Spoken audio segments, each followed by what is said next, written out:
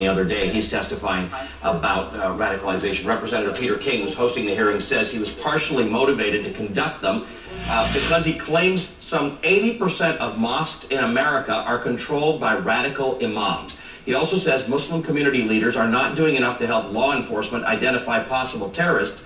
Strangely, though, there are not many people from the law enforcement community invited to those hearings to participate and to actually give him data on this. Joining me now are social scientists Matt Barreto and Karam Dana. They did an opinion survey on American Muslims. Guys, thanks for joining us. There's such an absence of fact in this discussion that we are trying everything to bring fact into it. Who are American Muslims? How many mosques are there? What evidence is there that they have not participated with law enforcement? You guys have done a study, so I want to talk a little bit about the study that you've done. 1,400 American Muslims you interviewed across the nation. You asked questions about religion, civic and political participation. What did you find that most surprised you in this? Well, thank you. We found actually on the show. You guys are moving in sync. Okay, let's start with Karam. Let's start with you. Sure. Well, thanks, Ali. Thanks, Matt. Sorry. So, well, in fact, what we found was the total opposite of that. That in fact, the Muslim American community is very integrated into American politics. In fact, and that mosques play a role that is very important in fostering participation among the Muslim American community. So, hearing the hearings and looking at the proceedings earlier today, I was struck by the lack of numbers. In fact, and empirical data that would support 80 to 85% of mosques in the United States that actually support what Representative King suggests. So I think that the fact that no numbers, no empirical data supports this is a bit, frankly, problematic. And considering the fact that this is, again, a very specific situation whereby Muslims are specifically targeted in this context, I feel that to be a bit of a problem. Matt, let me ask you this. Muslims are newer as a community in this country than Jews and Christians. Does the role of the religious, the place of worship, the mosque in this case, has it played the same role that synagogues did for Jews and that churches did for Christians in terms of getting them involved in civics and politics, or is something different going on at mosques in America?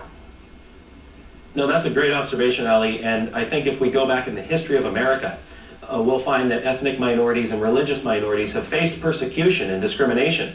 But in fact, their places of worship, whether they were a synagogue, a church, or a mosque, are in the American setting a very integrating force. That is, that they help these religious minorities throughout the history of America find a place of community and find a place to integrate. They connect with people, they socialize, they get jobs, they learn the American system.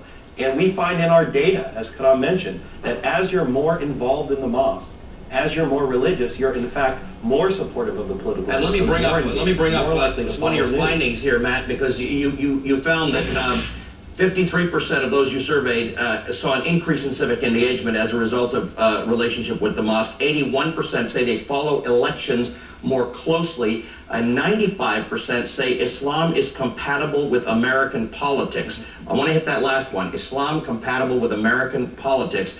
Karam, let's talk about separation of mosque and state. That's been one of the criticisms. Yes. For Muslims in America, some say the separation is not as clear. What does your data indicate? Well, in fact, our data specifically looks at Muslims living in the United States, so we don't look outside the context of the United States. So the various debates over this issue that maybe outside of the United States could be there, but in the context of the United States, in fact, we found that the population of Muslims who come to the United States come for specific reasons, and as we can see from our data set and other data sets, that basically Muslims are very affluent, they're very educated, etc., and they understand the importance of secularism in society. Privately, however, they are devout Muslims, interestingly enough. But there seems to be very little incompatibility between Islam and the American democratic system in this particular case. Now, the interesting thing also is that there are other various scholarship that looks at whether or not the idea of social contract in Islam is incompatible with living in non-Muslim societies.